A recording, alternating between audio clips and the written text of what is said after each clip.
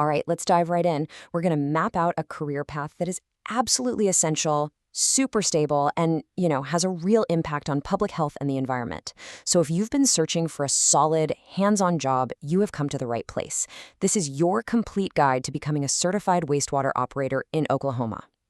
So are you ready? Because this isn't just about getting a job, it's about becoming a guardian of our water. Seriously, you're on the front lines, making sure our communities are safe and our environment is protected. It's a career with real purpose. So let's break down exactly how you can get started. Okay, first things first, who's in charge of all this? That would be the Oklahoma Department of Environmental Quality, or as you'll hear everyone call them, ODEQ. They're the ones who set the rules, approve the training, and in the end, issue your license. They're a huge part of your journey, so you'll get to know them. So, here's the game plan. We've broken it all down into 6 simple sections. We'll talk about the overall journey, then how to climb the certification ladder, what it takes to pass your first exam, how you level up, what you need to do to stay certified, and finally, your immediate next steps. Let's do it. Okay, Section 1, your operator journey. Before we get into all the details, the rules, the requirements, I want you to think of this as more than just a checklist. This is your personal path into a really important profession, and every single step we talk about is a milestone. Moving on to Section 2, climbing the certification ladder. Oklahoma has a really smart system. It's structured like a career ladder. You don't just get one license and that's it. No, you progress through different levels, starting at the bottom and working your way up. You gain more skills, more experience, and more responsibility with every single rung. And here's what that ladder actually looks like. Pretty much everyone starts out as a Class D. It's designed to be your way in. Just 4 hours of training, no experience needed. Easy enough, right? But then, to get to Class C, you need a full year of experience. To get to Class B, that jumps to 3 years. And to reach the very top, Class A, you're looking at 5 years of hands-on experience and a big jump to 200 hours of training. It's a system that really rewards you for sticking with it and learning on the job. And the takeaway here is really simple. This isn't just about collecting letters for your resume. Every single step up that ladder, from D all the way to A, it opens new doors. We're talking more complex facilities, bigger leadership roles, and a whole lot more opportunity. Now, it's super important to understand this one distinction. You'll hear about operators and technicians. A wastewater operator works at the treatment plant. That's the main D through A ladder we just talked about. A wastewater technician, though, they work out in the field on the collection systems, the pipes and pumps that bring everything to the plant. They're related, for sure, but they are 2 totally separate career tracks with their own licenses. And hey, for those of you who really love the science behind it all, there's another path you can take. It's the laboratory certification.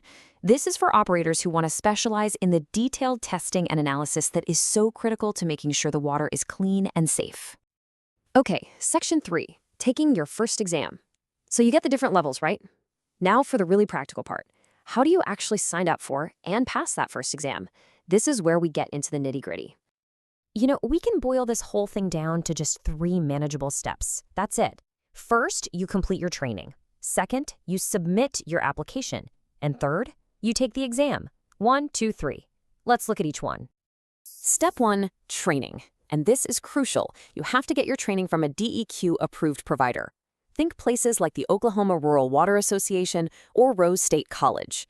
And when you fill out your application, you list every course you've taken. The good news? The ODEQ actually gives you study guides so you know exactly what to focus on. Step 2 is the application itself. And yes, there's a fee. It's $62 for each exam you apply for. And just remember, this fee is non-refundable, so make sure you're ready to go when you send it in. And listen, if you remember one deadline from this whole explainer, make it this one. You absolutely, positively must get your application and your payment in at least 3 weeks before the exam date.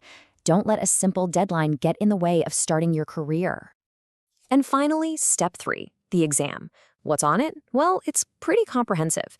You're going to see questions on everything from regulations and safety all the way to the nitty-gritty of treatment processes, sludge handling, and yep, you guessed it, you'll definitely need to know your wastewater math.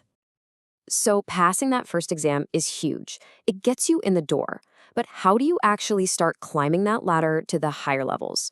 Well, that brings us to the most important part, hands-on experience. The key phrase here, and you'll see it everywhere, is verifiable operating experience. And that doesn't just mean you showed up to work.